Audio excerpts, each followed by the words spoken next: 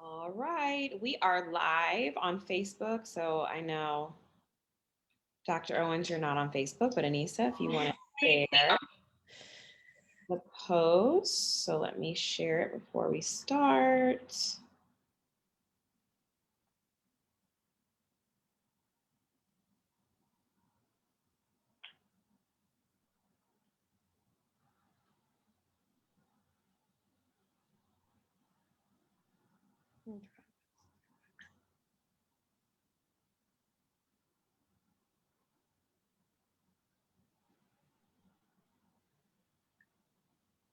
All right. Well, welcome everybody. Welcome. Happy Saturday.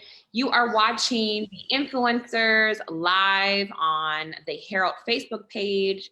Since we haven't been able to be in the studio, we are doing it live from Facebook. So this is your girl, Morgan A. Owens. I am so happy to be here with you today. We are discussing a super important topic, COVID-19, the vaccine. Is it safe? Are you going to get it? I have two amazing experts on the show today, Dr. Odell Owens and Dr. Anisa Shomo. COVID-19, as you know, is running rampant right now. I myself just got over COVID. I shared my story on my social media. It is nothing to joke around about, guys. I want to stress to you guys, COVID is a virus that I have never encountered before and certainly do not want ever again. So I felt it's important to dedicate this show to this conversation, especially in the Black and Brown communities. So first, I want to say good morning to Dr. Odell Owens. Hey, Daddy. Good morning, Morgan. Good morning. Good morning, Dr. Anisa Shomo, my sister, my big sis. Good morning. Yeah, so for everyone who may not know you both, Dr. Owens, can you briefly introduce yourself to the audience? Well, as Morgan said, I'm Dr. Odell Moreno Owens. I'm president and CEO of Interact for Health, which is a health foundation. Interact for Health, which is a health foundation here in Cincinnati. Thank you. All right, Dr. Shomo, you're up, and that's Ralph, everybody. He's a special co-host. I'm Dr. Anisa Shomo, family medicine physician. I work for University of Cincinnati, and so I do full scope primary care. All right, so let's just hop into it. So COVID, Dr. Odell Owens, what are your thoughts about COVID-19? It creeped upon us back in March. Now here we are in December. We thought it would die down, in the fall, but it hasn't. So what are your thoughts on everything going on right now with COVID? Well, we have not seen the worst. Unfortunately, we're going to have a surge over a surge. Right now we're seeing the surge from Thanksgiving, and we're going to see another one from Christmas and maybe even from New Year's if people do not change their behavior. When we look at places like California, where they really are out of intensive care beds, that means there are people that are in parking lots in the hallways. That is not the best care. Some people are dying, not so much because of the virus, but probably going to die because they have not gotten the best care. When you're in intensive care, you're in a ratio of one nurse per one patient and one nurse no more than two. But they're running out of nursing staff and doctors and all the support staff, the respiratory therapists. They're running out of staff. And so you're not able to see your patients frequently. We've seen 1 million cases happen in the first 5 days of December. That's huge. We're seeing deaths at an all-time rate that in California, I think there's one person dying every 15 minutes of COVID. So we have seen this surge. As I said earlier, we're about to see another surge. We are nowhere out of the woods. This is a very serious virus. Yes, absolutely. Dr. Shomo, what do you want to add to that? So one thing, I have a lot of hats, so I always have a hard time saying, all of my hats. But one of the things that I've been doing since this pandemic started is I work for the Cincinnati Health Department, and I've been paying a lot of attention to what's going on in the Ohio Department of Health. And after Thanksgiving in Ohio, the numbers, that was the first time we reached over 100 deaths a day in Ohio. So early on in the spring, when we had everything shut down, we really did not see a huge spike like a lot of places did, like New York and California. A lot of people had a lot of those high numbers of deaths even then, but for the first time in Ohio, we have reached over 100 deaths per day. And then in the US, the numbers are 3,000 deaths per day. So there are a lot of people who are dying from the COVID-19. And I feel like that's one of the things that a lot of people have recovered. But I think that people don't realize that they are at risk. People are like, well, if I get it, I'll be fine. But that is not necessarily the case. There are a lot of young people who are dying from it, along with a lot of older people who are in nursing homes. But there are a lot of young people who you would not expect to die from it who are dying from it. Yeah, that brings a good point up. Some of the myths that are out there about, if you're, under a certain age, if you don't have any, underlying health issues, that you can't die from COVID. Dr. Owens, can you misspell some of those other myths that people have even asked you about? Is it true? Is it not true? Well, I agree. People think that if you're healthy, you can't get COVID, and that's just not true. I think the age range, I think locally here has been less than a year, and the oldest person has been 104 years old who've been impacted by COVID. So it can hit anyone. And you just can't say because you're healthy and active, just watch the news every night and hear some of the heart-wrenching stories of a 45-year-old person, a 38-year-old person, an 18-year-old person suddenly dying of COVID. This, as I said earlier, this is a very dangerous virus. But now we have an opportunity to begin to slow the spread by the use of the vaccine. Mhm. Yeah. So, Dr. Shomo, what are your thoughts on the vaccine? Are you going to take it? Most definitely. So I am a big believer in vaccines. And I think that one of the things that people always ask is, are there risks to vaccines? And so, of course, vaccines can have side effects. So that is one of the biggest things that I think that in the past, a lot of doctors would say, no, it's totally fine. You'll be fine, which you will be fine. But we do want to have more of that message of you might have some muscle aches, a sore arm, all that sort of thing, with trying to be more transparent with the fact that you might experience a little bit of discomfort, but the issue is that it's not gonna be like the discomfort of COVID. So that's the thing about the risk and the benefits. The risks of the vaccine are a little bit of achiness, a little bit of sore arms versus being in the ICU with coronavirus or death. As the ultimate thing that could happen with COVID. Yeah, Dr. Owens, what about you? Are you going to take the vaccine when it comes out? Yes, in fact, I actually had an opportunity to get one early, but I decided that I would wait till it's really my turn. But more importantly, I think I'd rather wait and pull together a group of influencers, African American influencers, and do it together, especially to demonstrate to the African American community that we should take this, because we were 4 times the incidence of the coronavirus and twice the death rate. But African Americans have this hesitation about taking the virus, and it's wrong. We cannot sit on the sideline and debate this while this still goes through our community. So I definitely will take it. Okay, I want to get to some questions. Do vaccines outlive the COVID virus in you? And someone asked, what's the difference between Pfizer and Moderna's vaccine? Well, we know that from the some of the information released from the studies that the vaccine will give you a longer longevity in terms of your immunity than if you get it naturally. This is a little different than some other viruses, but again, this virus, as I said earlier, is just very different. Um, and so, if you've had COVID, the recommendation is that you still should probably get the vaccine because it will give you better immunity. But you would get that probably no earlier than 90 days from your incident. Right. And I'll say something about the studies. So I was reviewing the studies today about the incidence of, so in each study, they studied 30,000 people, 15,000 people received the vaccine and 15,000 people received the placebo. And at this point, most of the people don't know whether or not they got the vaccine or the placebo. So when they did those studies, they showed that, so in the Moderna trial, which is probably what a lot of people in Ohio will get, because the company is based in Ohio. So, and it's also easier to store. So a lot of people will probably get the Moderna vaccine versus the Pfizer has to be stored very cold temperatures. So in the Moderna vaccine trial, about 200 people ended up contracting the coronavirus at some point. And of those 200 people, most of them were the people in the placebo group. So about 11 people in the vaccine group did contract the coronavirus versus 185 people.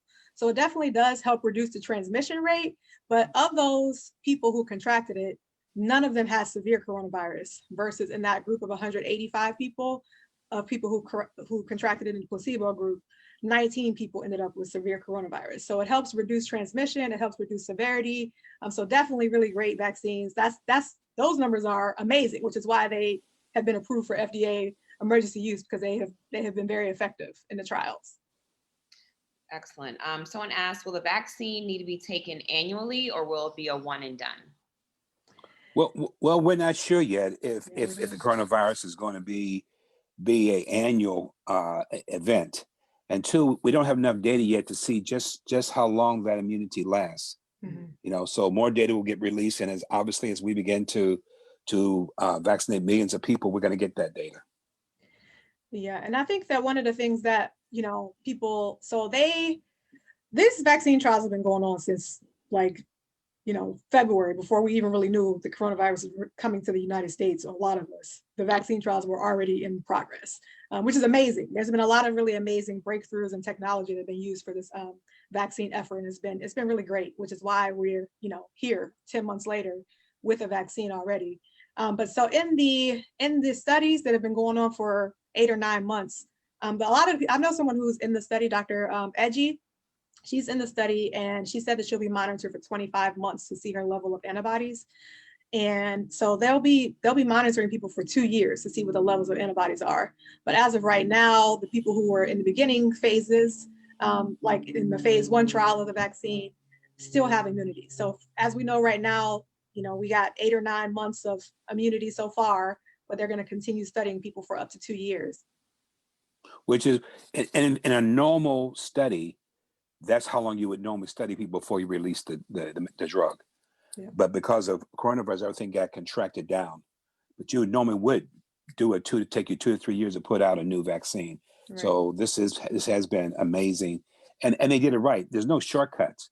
They just did multiple phases at the same time. But more importantly, the key part is what Dr. Shomo said, is the third phase, when they did 30,000, and once they did about 44,000, and Johnson is already up to 60,000, but with placebo. That's the most important part of the study, because that's going to tell you your safety, and it's going to tell you your effectiveness. Mm-hmm. So no shortcuts are really taken, in a sense.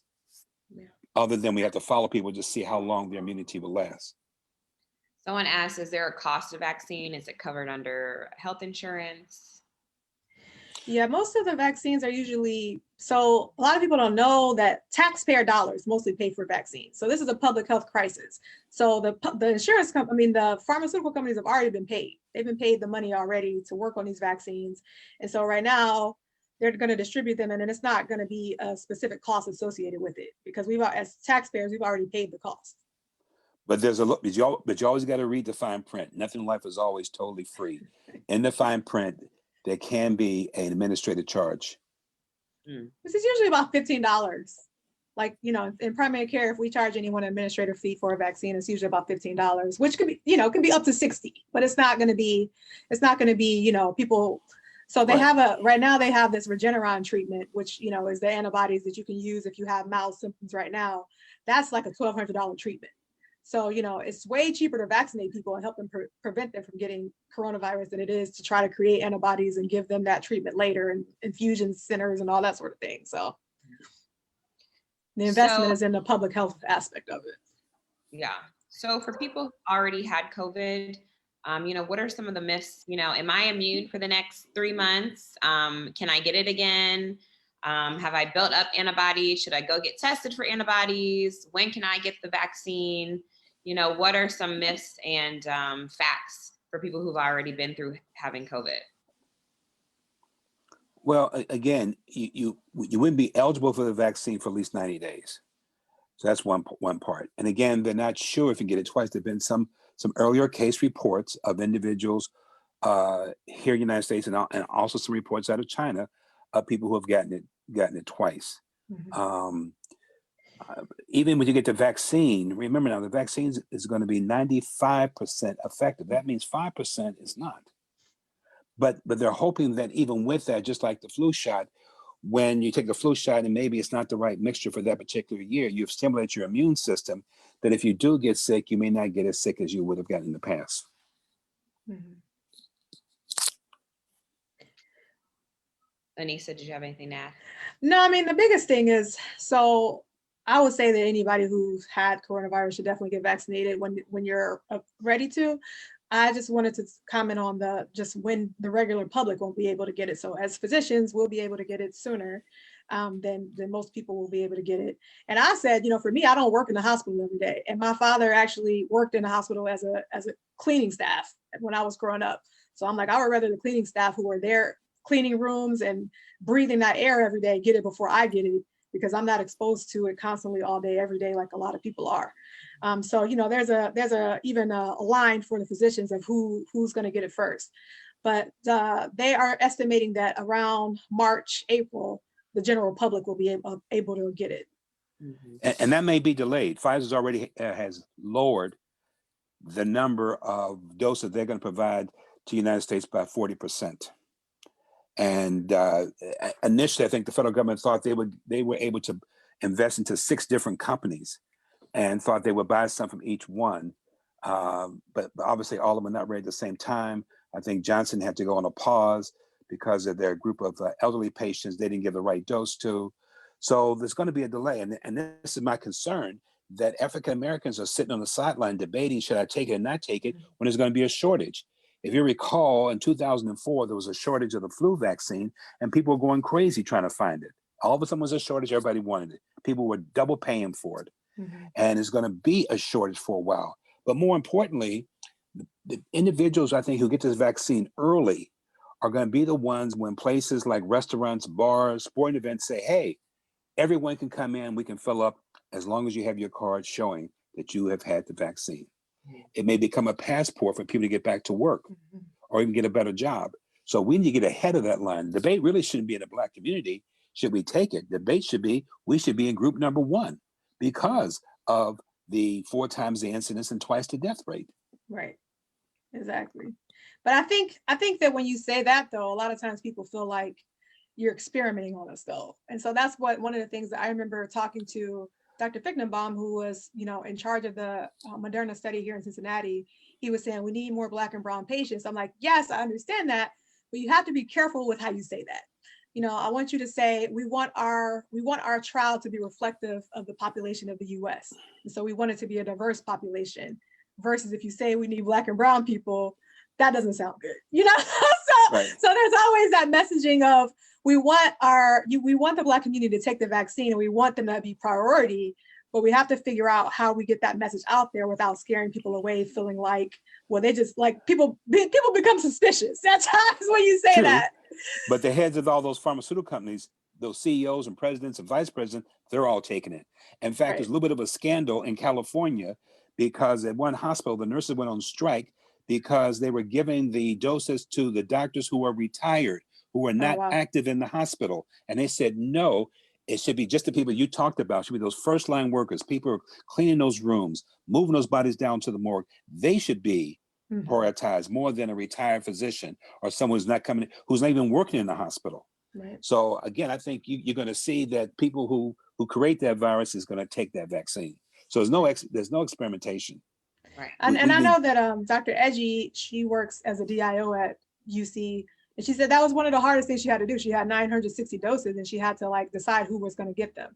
So I think that, it is important, when we talk about health equity, to make sure that we are prioritizing the people who need to be prioritized. But I just want people to understand that when we say that, we're not saying it because we're trying to make people guinea pigs. We're saying it because we are high risk. So I just want that message to be out there. Right. Let's see. Someone asked, why do we have to get the vaccine twice? Well, not all of the companies that are working on a vaccine, we have to do it twice, but it just worked out that with Pfizer and Moderna, now again, normally this is a 3-year process. And in a normal process, you would choose a variety of doses for young people and old people, and then you try to see what is the dose that gives you the greatest stimulation to your immune system. So I think with these companies, they had to rush that. And I think in the Pfizer and Moderna, the first dose is probably lower than the second dose. So they found that when they gave that initial dose, they didn't get the efficacy that they wanted. So they raised the dose, and therefore they decided you would need those 2 doses to get that full full expression of efficacy. Anisa, you have anything to add? Nope, that's But Johnson's probably going to have a single dose. I think they're going to come out with a single dose because they have benefited from the experience of the other companies and started off with a higher dose to start with. Yeah. So what advice would you give to people? I've seen things on social media like COVID isn't real. COVID was created by, big companies, why do we have to wear a mask? This is just all made up stuff. I don't know anyone who's had COVID. More people die from the flu. So why can't I, eat in restaurants? Why can't I go to clubs? Why can't I do this and this and this? What advice would you give to these people? My thing about all of that is that this pandemic has been politicized. So if you look at other countries, what they're doing, there are no political games that people are playing. People are treating it very seriously. They are attacking it as a community. They are working on it together. But when you look at the US, it's become a political game. You can say, well, it's become a really, people try to say they're making money. So one of the things that doesn't make sense to me is people will try to say, oh, they're trying to make money off of vaccine, blah, blah, blah. But what people don't realize is that our economy in the US could have been bankrupted by this coronavirus. So why does it make sense that pharmaceuticals would come, people are talking about it like they created the coronavirus in a lab and gave it to people so they could make a vaccine to save the day? Do you know how much money people have lost? Like hospitals have lost money. All of these pharmaceutical companies have lost money. Tons of people have lost money. Our economy is terrible right now. So, but it's all because of inaction, political inaction. People early on made the decisions to, well, let's just downplay it. Like even Donald Trump said it. He said, I wanted to downplay it, say it was like a flu, even though I knew it was not like the flu. I knew it was more dangerous than the flu, but I just said that because I didn't want people to panic. Now, a good leader knows how to make people not panic while also telling them the truth and also preparing for anything. And I have said this multiple times. I haven't said it publicly, but I've said it multiple times personally to people.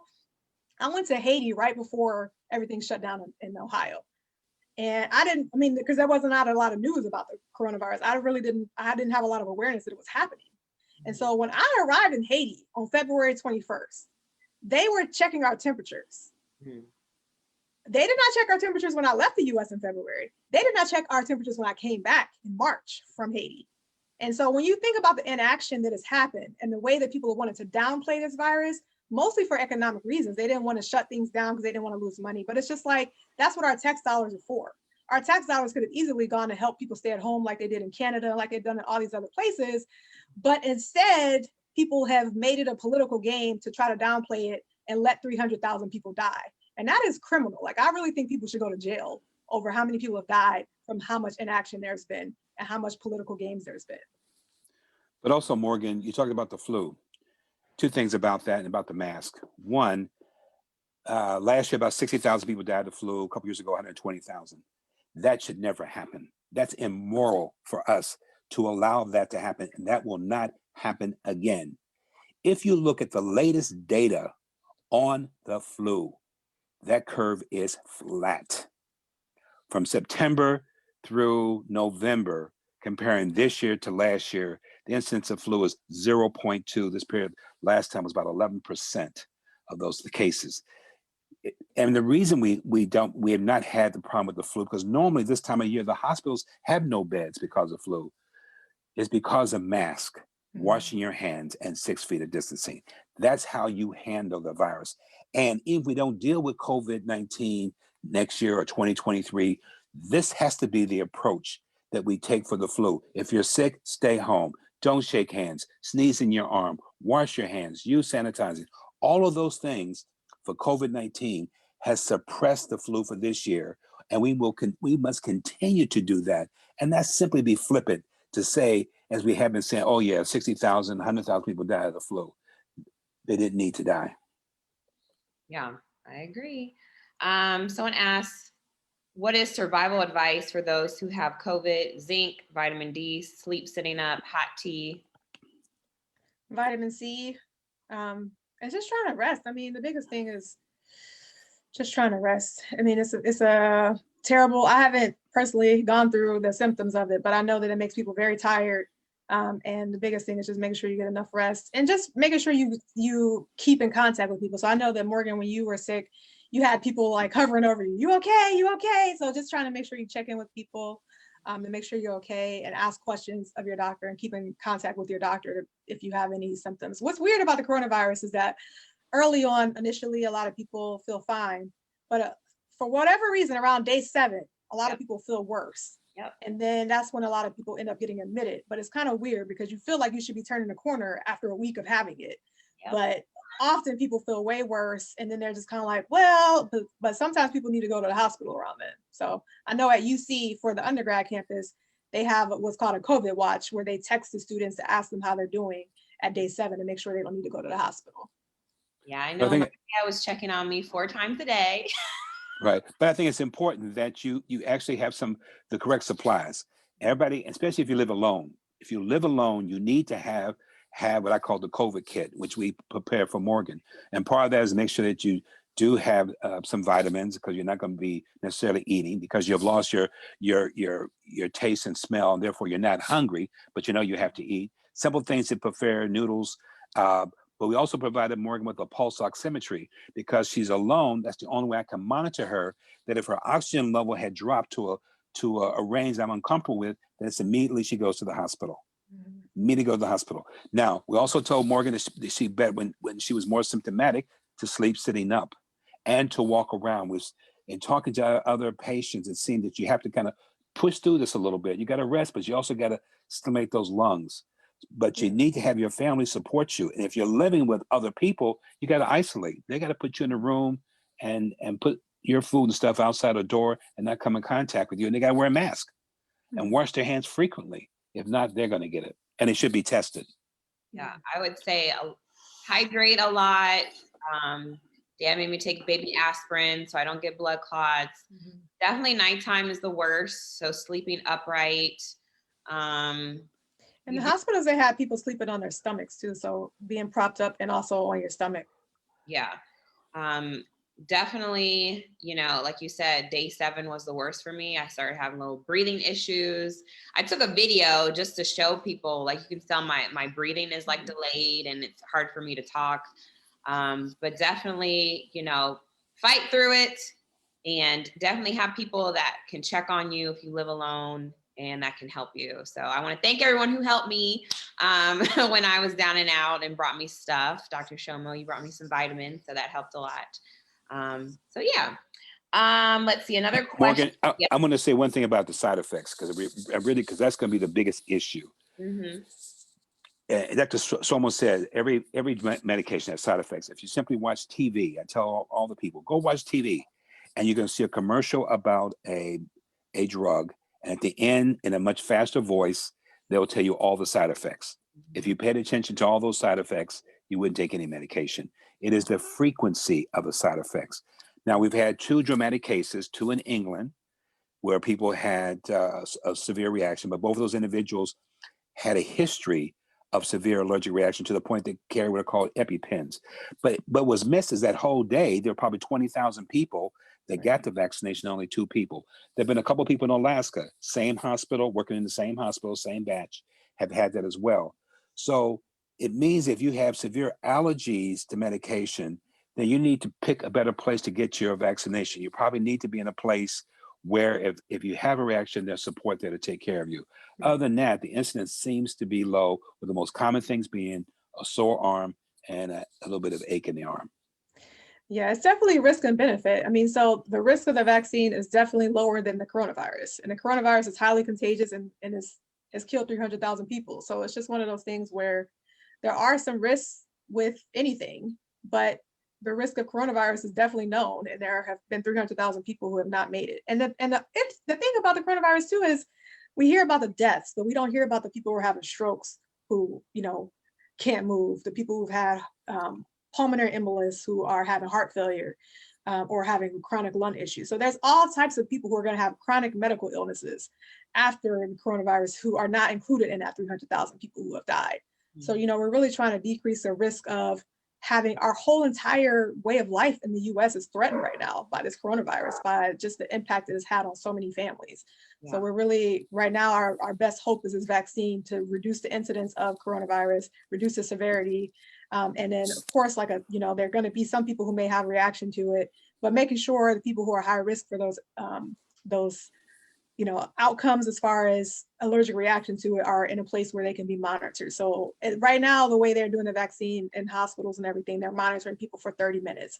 So I told one of my patients recently who has a history of allergies to make sure that she goes somewhere where she can be monitored for 30 minutes after she gets the vaccine. Yeah, very important. Someone says, I heard that once vaccinated, we should still wear a mask. Is this true? Why or why not? Mostly because we need 2 vaccines, 2 doses right now. And then because not everybody's going to have it, and then there's still a 5% chance of getting it. So it's just, we're stuck with these masks for a while. What is the difference in terms of protection between the COVID antibodies and the response the vaccine produces? It's definitely better. As I said earlier, the vaccine, the vaccine will give you, based on the reports from all the studies, will give you a longer immunity than getting the disease itself. Mm-hmm. But again, we got to monitor people for a much longer period of time than simply the 9 months that we've done this in order to see how true that stays. Mm-hmm. But right now, it seems the vaccine gives you better immunity. Yeah. All right. So any, last advice you would give to everyone watching right now? I would just say, make sure my advice first. I'll let you go, Dr. Owens. I'll let you go. My advice first is that you give the best Christmas present you can give someone, and that is not to be present. Stay home. Only spend Christmas with people in your house. To bring your family in, you're going to create another surge on top of a surge, and then we got to worry about New Year's celebration, which could be a third surge. To me, you need to be able to love your grandmother, but don't kill your grandmother. Mm-hmm. Yeah. Anisa? Yeah, I would just say the biggest thing is just, like Dr. Owens said, make sure you stay home for the holidays this year, because we're pretty close. We're pretty close to, people being able to get the vaccine. Hopefully by the summer we can enjoy possibly Memorial Day, but 4th of July and Labor Day, we got more holidays coming up that we could see each other. And then the other thing is just making sure that you talk to your doctor. I've been talking a lot to my patients who've had questions and concerns. So it's one thing for us to come and talk, but it's a whole other thing to have someone who can answer your questions whenever you have them. Because one of the things that I learned today, I was watching a webinar by Dr. Hildrich, who works at Meharry, and he also works on the FDA. And he was talking about pregnant women. So there's so many things. There's children, and there's a lot of different questions we have. And right now they're studying pregnant women and children, but they can't say that it's approved for those special populations. So there's going to be a lot of things outside of this conversation that you need to make sure you talk to your doctor about. But generally the answer is going to be yes, you should get the vaccine. But if you have any questions or concerns, talk to your doctor about it. Make sure you do that. Don't talk to Facebook. Don't talk to Google. Make sure you talk to your doctor about it. Yeah. Good advice. Good advice. So so even this Christmas, I told my father I'm not coming over. Just leave my gift and some food on the doorstep, and can't forget about the gift. And Ralph and I will be at home having. Yeah, that gift is first, huh? Yes. Leave my gift because I don't. That's your love language, right? That's your love language, Morgan. Yes, that's right. So even Morgan, I'm gonna give you a pulse oximeter. No, I don't want that. I don't want that. It's your own personal pulse oximeter. That's the best Christmas gift you can give someone you love. Nope, I don't need it. Pass it along. But I'll miss spending time. Spending the night. I just thought about this the other day. I haven't been able to hug my parents since February, early March, and it'll be almost a year. So, hopefully everyone takes this COVID seriously. You know, I thought I was safe, but I got it. So, you know, anyone can get it. I don't know how I got it, but just continue to wear your mask, wash your hands, social distance, and take care of each other. So I want to thank Dr. Odell Owens for making time to come on here. Thank you, Dr. Anisa Shomo, for coming on here. No problem. Make sure you guys follow the Cincinnati Herald, subscribe to the Cincinnati Herald. They have some amazing things coming up. And even next year into the new year, we have some amazing things in store. So everyone have a great Saturday. Have a great Christmas. Be safe. Stay at home. Don't go to nobody's house. Get your gift and food and keep it moving. All right. I'll see you guys later. Thank you, everyone, Bye. for watching. Thanks, guys. See you, Dr. You're Shomo. welcome. See ya, Dr. Owens and Morgan.